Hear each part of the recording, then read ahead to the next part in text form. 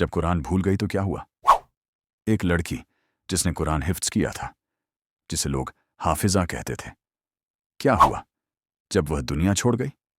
क्या कब्र में उसके साथ नूर आया या फिर अजब? आइए सुनते हैं एक सच्चाई से जुड़ी कहानी जो हमारी आंखें खोल देगी। एक लड़की का नाम आयशा था। बहुत छोटी उम्र में उसने पूरा कुरान हिफ्ज कर लिया था। हर महफिल में उसका नाम लिया जाता था। माशा अल्लाह, कितनी नेक बच्ची है।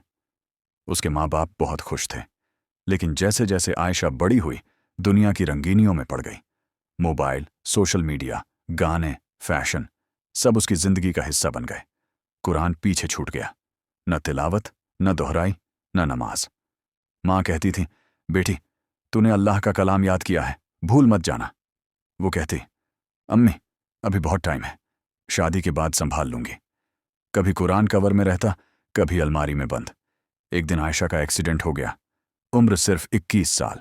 मौत आ गई। सब हैरान, इतनी कम उम्र में चली गई। मगर यह तो अल्लाह की तय की हुई मौत थी। लोग कह रहे थे, ये तो हाफिजा थी, इसकी कब्र रोशन होगी। दुआएं, कुरान खरवानी, सब हुआ। मगर जो कब्र के अंदर हुआ वो किसी ने न देखा। जब सब लोग चले गए, आयशा अकेली रह गई। अंधेरे और सन्नाटे में एक आवाज आई, मरियतु फई हाजा रजुल, तू इस आदमी मोहम्मद सल्लल्लाहु अलैहि वसल्लम के बारे में क्या कहती है? उसने जवाब दिया, मुझे कुछ याद नहीं। कब्र में एक फरिश्ता गरजता है। तूने अल्लाह का कलाम याद किया था, लेकिन तूने उसे छोड़ दिया। अब देख तेरा अंजाम।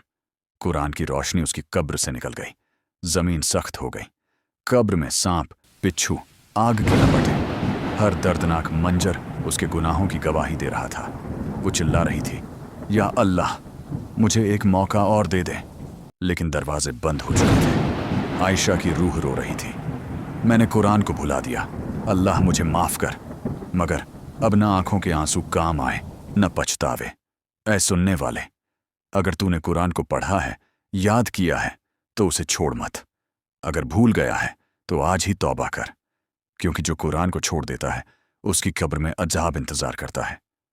कब्र की अंधेरी रात, अकेला इंसान, न माँ, न बाप, न दोस्त, सिर्फ आमाल साथ जाते हैं।